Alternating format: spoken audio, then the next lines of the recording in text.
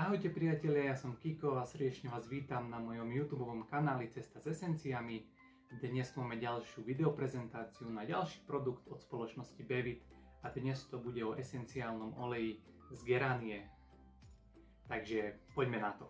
Priatelia, vedeli ste, že v minulosti bola geránia veľmi využívaná ako akási ochranná bariéra voči rôznym duchom a negatívnym entitám?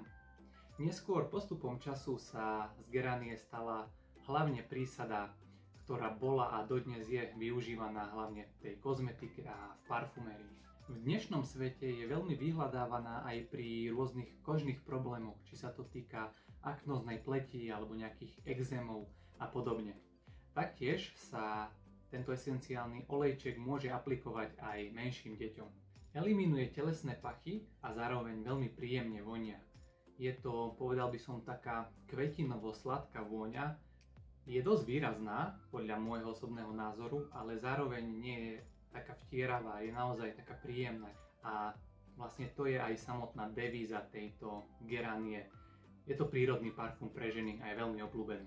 Je veľmi často porovnávaná s esenciálnym olejom z rúže, s ktorým majú veľmi, ale veľmi podobné terapeutické vlastnosti, takže dalo by sa povedať, že tá geránie je takou dostupnejšou voľbou alebo dostupnejšou možnosťou.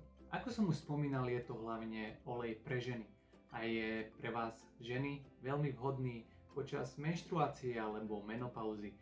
Navodzuje taký pocit kľudu, rovnováhy, vyrovnanosti. Samozrejme nezabúdajme, že má afrodiziakálne účinky a je jednou z hlavných prísad esenciálnej zmesi Eros. Touto informáciou sa s vami teda lúčim, ja vám ďakujem za podporu, že ste si pozreli toto video až sem.